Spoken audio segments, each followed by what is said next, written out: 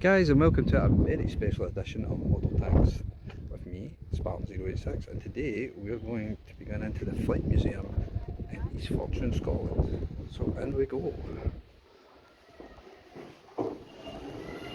And here we go, right on the front we've got a Spitfire.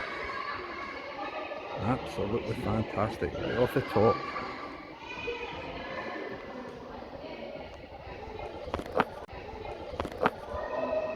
Looks like a Spitfire Mark 9, possibly a Mark 5 actually. I'll need to get that checked. It's actually, sorry, I'll scrap that, it's a Mark 16E, as you can see down here.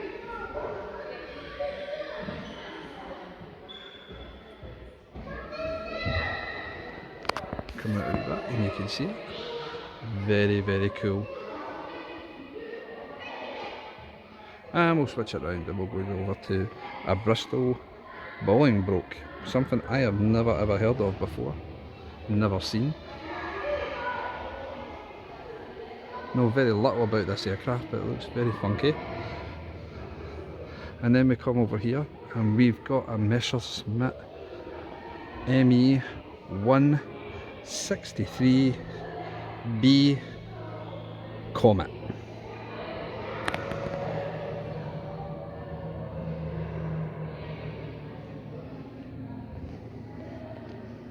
This is absolutely fantastic. Something I didn't think they would have here. I am very excited about it. This was a rocket powered aircraft that the Germans used to throw up against the wave after wave of might of the US Air Force during the later days of the bombing campaign. Very, very cool. Honestly, very sexy as well. And over here we've got a Gloucester Meteor. Well, it's actually an Armstrong Whitworth Meteor, so I should have got that right.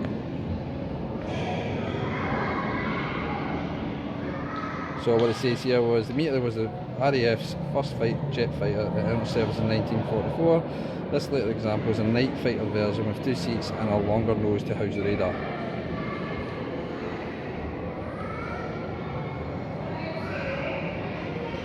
Very cool. And it's actually quite busy here today, so quite a few people here. And here we have what I thought for a distance was a MiG-15, but it's not. It is an Aero S103. It was based on the MiG-15, built under license, so I was right from a distance. Very similar, but obviously it's probably got its differences in the aircraft. But very cool. Very cool indeed.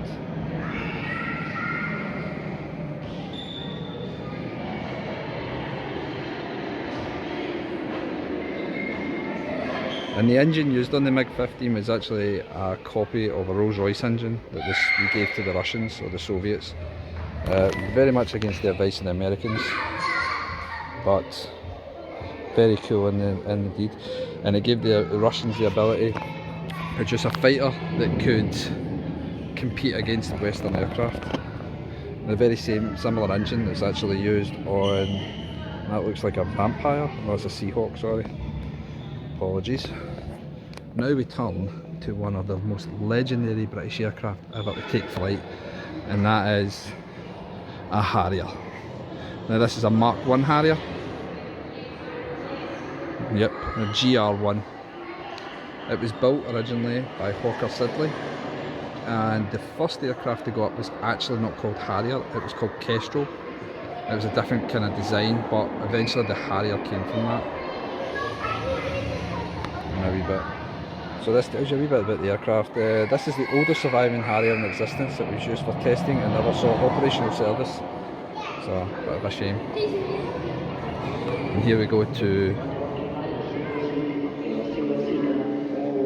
the Pegasus engine. Very cool. You can see the vectoral thrust nozzles for the Harrier. And then we come over to an absolute gem of an aircraft, never been one of my favourites, but everybody I've ever met for the forces have always told me that this thing was just a mini rocket in disguise. This is an English Electric Lightning. One of only a few aircraft that ever caught a U2. If you ever don't believe me on that, you can check out Mark Felton's video on that. And he did one on how, I think it was the 80s, 70s or 80s, one of the Lightnings went up, caught a U2.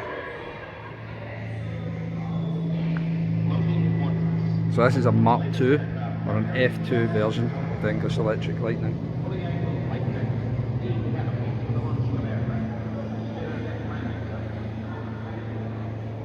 And you can see its bad boy engine. So this is an Avon engine, and a wee bit of history to this. These were manufactured in the town that I come from, which is East Kilbride. Oh no, I've let it go, people can hunt me down. I'm kidding, I'm just kidding, you're lucky if he's try. So from this, we'll jump on to the next one, which is a Panvier Tornado. And this will be an F3 version. Very cool. One of my favourites back in the day was watching the Tornadoes take off from RAF Lookers, which is up in Fife, which is not too far away from where we are now. The Tornado came around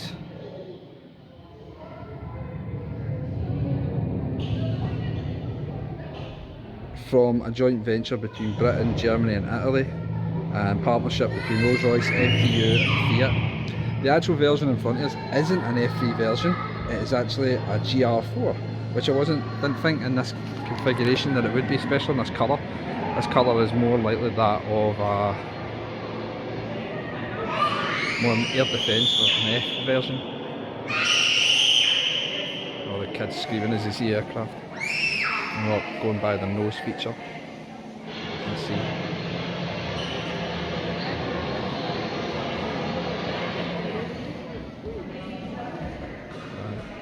See there, fueling nozzle,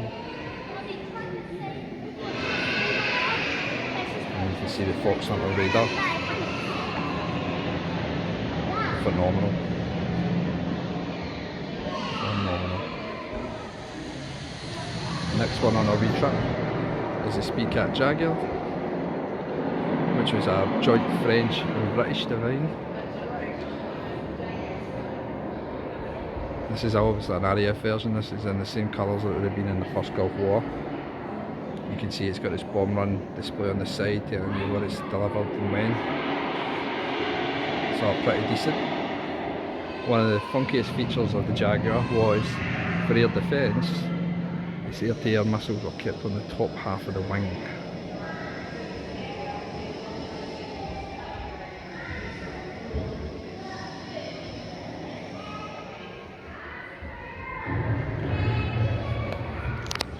Another very cool feature of this aircraft was the engines that were produced on the Jaguar actually produced in my hometown as well.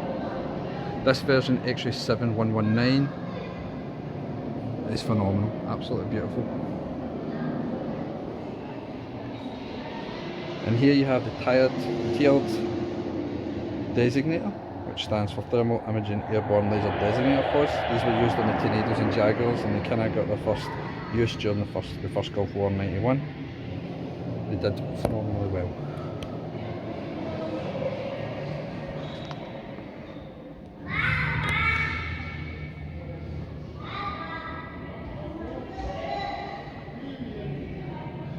Another feature of the Jaguar was that either side it kept two 30mm cannons, so this side and the right side were both 30mm cannons kept there.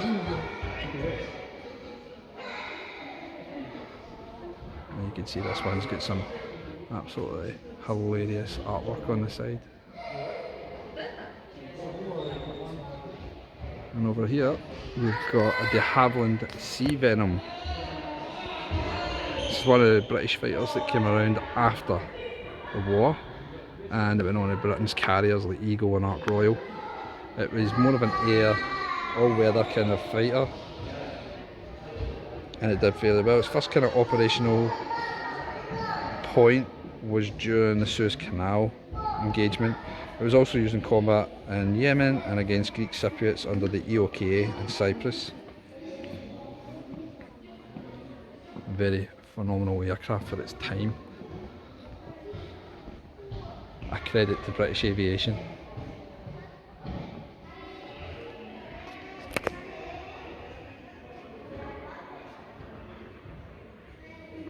And the registration for this number is Whiskey 145.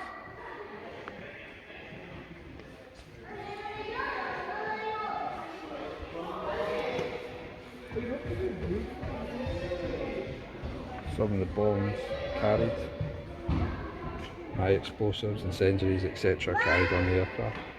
We'll go over and we can see some other funky devices, including something I didn't expect to see here as well, like the Comet. So at the top we have a rocket pod, and then we have a laser guided bomb, also known as the Paveway 2. And then at the bottom here we've got a Fritz X. These bad boys were responsible for sinking of the Italian battleship Roma as it was surrendering to the British. Very cool. And hiya son, did you? Very cool. So now we'll go round to the last aircraft in this whole place. This aircraft is just over here, and it's a Seahawk, which is kind of the sister or brother to the Sea Venom, which is around the corner. And you can see he's got kind of cool artwork. This is an F2 version, and it was involved as well during the Suez Canal crisis. And the serial number for this aircraft is Whiskey Foxtrot 259.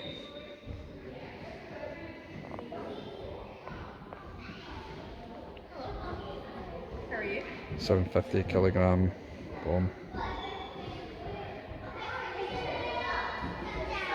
You can see the jet nozzles here, the full outtake bow, and we'll go up and we can see the air intakes, which is sat here.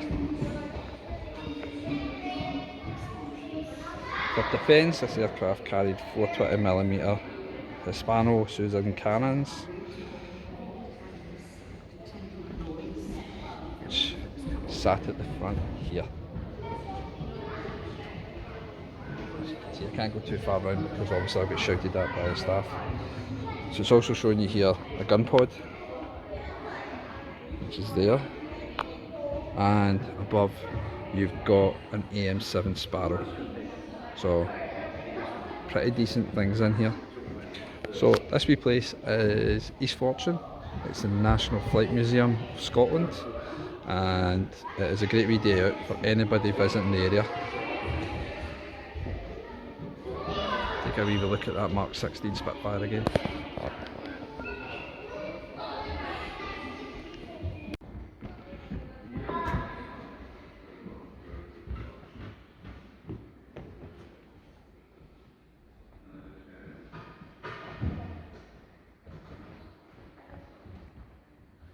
Is that a Vulcan? No, that's an electric lightning.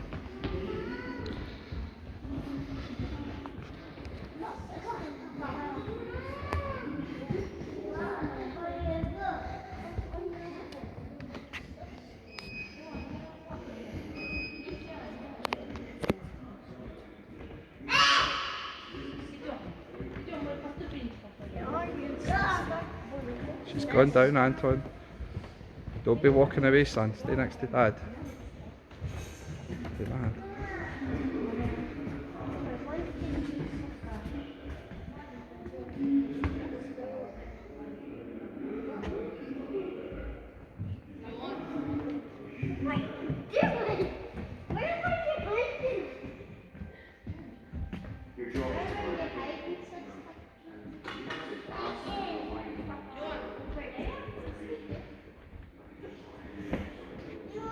So guys, next part of the video here at East Fortune, we have the absolutely dynamite Avro Vulcan. Absolutely amazing aircraft. can see here how huge it is, and on the side we've got markings for 2 missile deployments at Argentina, and it's also got a little Brazilian flag. So I don't know if this is the one that after it launched its 2 Shrike missiles it had to divert and land in Rio de Janeiro area, somewhere in Brazil, due to a malfunction with the air flight refueling probe. Not sure, but I'll have to check that up. I'm going to go and get the designator number, reference number for this aircraft. But as you can see, it is absolutely huge. The air intakes, can't even tell you. So if you've ever seen this aircraft at displays before they stop flying them, you remember the howl of the Vulcan, probably the same as the howl of the wind here in Lothian. There we've got engines. So the aircraft number is X-ray Mike 597, and I'll find out some information about that and I'll add it on at the end of the video as a wee describer. But I'll tell you what, this is phenomenal aircraft. This is part of that history of aviation for the UK that cannot be undone. It is just one of those aircraft that was way ahead of its time. From a plan put out in the 40s to start development in the 50s, it was part of Britain's V-Force, which was part of its Air Force's deterrent, and the aircraft alongside it were the Victor, which did pretty well itself, and then you had the Valiant. The Valiant didn't last long, but the Victor and the Vulcan stayed in service for a long time. The Victor went on to be an air flight refueling aircraft right up until the Gulf War, but the Vulcan was retired in the mid-80s, basically just after the end of the Falklands War, only a few years after it, as Britain's deterrent changed from airborne to submarine based. So, a wee bit about the aircraft. So this is the aircraft that landed in Rio de Janeiro.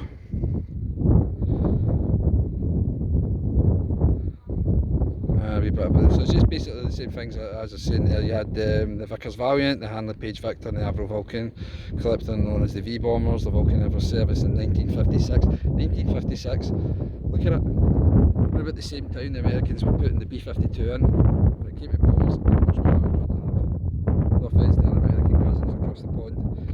I know they'd probably say they prefer B-52, but definitely would take this bad boy in a heartbeat.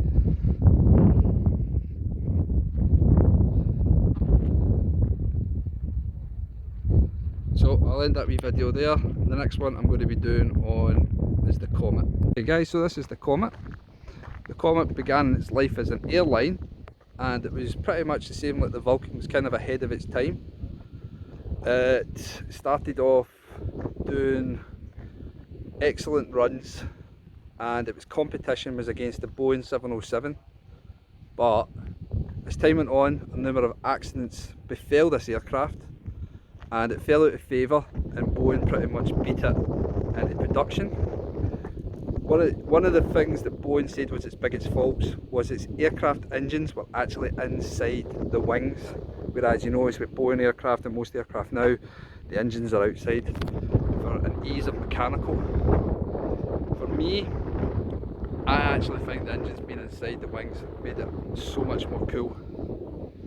For the Comet, from this aircraft came the British Nimrod, and for right up until the early 2000s that aircraft was sublime in its abilities.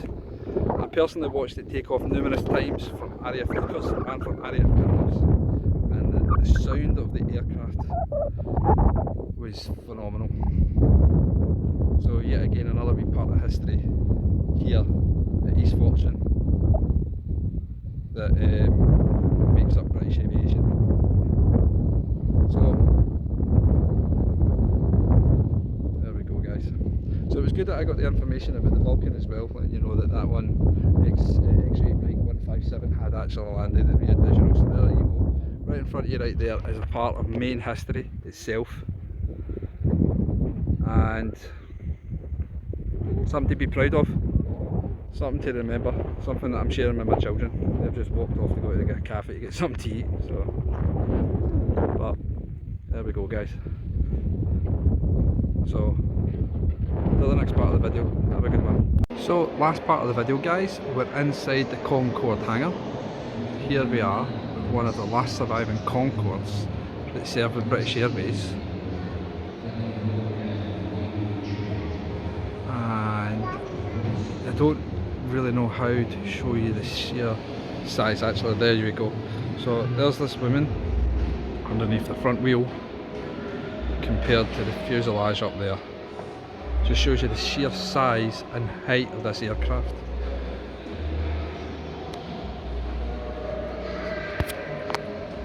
And it's phenomenal, absolutely. Can't even put it into words properly. Look how, look at the hangar.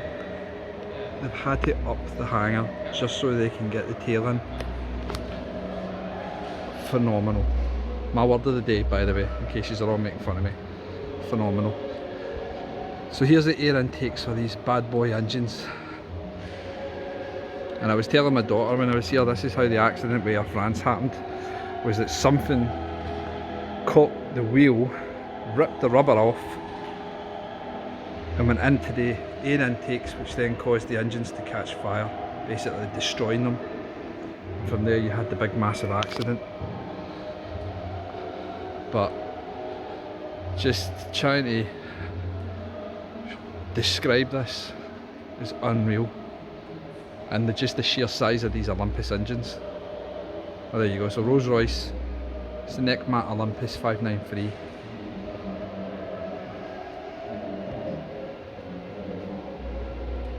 I can show you the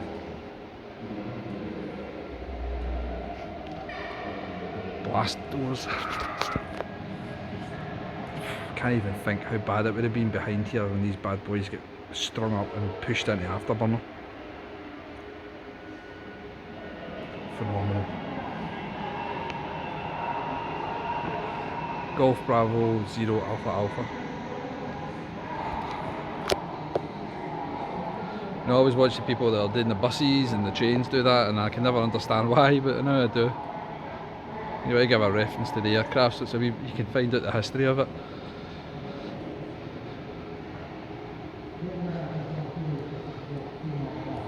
For most of us peasants, we could never afford a ticket on this thing, so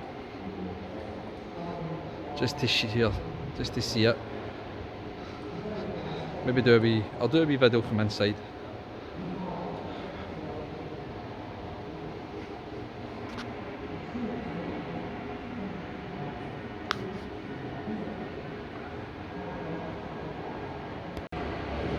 Just to give you an idea of how big this thing is, that's the vanes.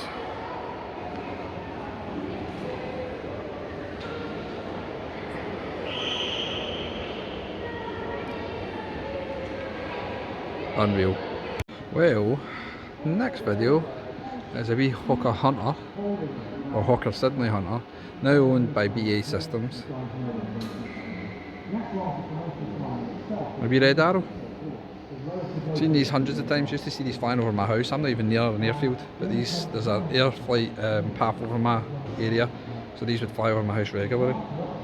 This aircraft served from 1985 until 2012 and was part of the Red Arrow's flight with the Concorde over the Scottish Parliament opening on the 1st of July 1999. It's now been since retired, and it's now in the hangar next to the Concorde. But you see the aircraft, which is X-Ray 308.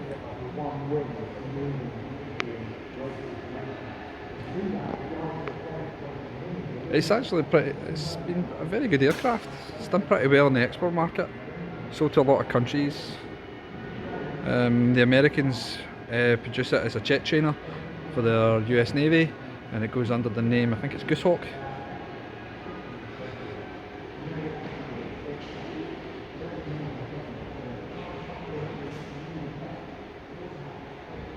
So, aye, nice wee aircraft, nice wee one to see.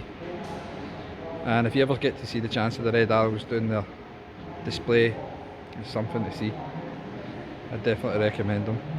I've seen them a couple of times. I've seen them at Lookers, and I've seen them just flying about some places. So, I definitely want to see. Right guys, I'll leave it there. I'll try and get a wee video from inside the Concorde. A wee video from inside. You can see how narrow it is.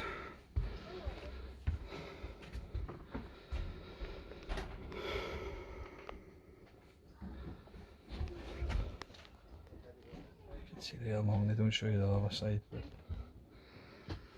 Let's go back down this way, guys. This way, this way.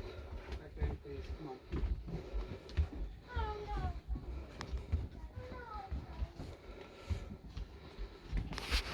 shows you the aircraft readout. So showing you down at Mach 2, 55,500 feet. Outside temperature minus 55 degrees centigrade, 1,380.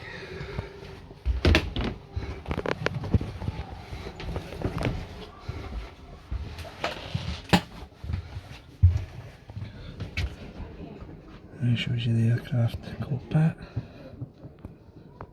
You can see where the pilot, co-pilot and flight engineer would sit. You can see obviously the front, which would then dip down so the aircraft pilots could see better. Spare seat, I'm guessing that's for another flight engineer. Phenomenal. I'll leave it there guys, so I hope you liked the video. Like and subscribe.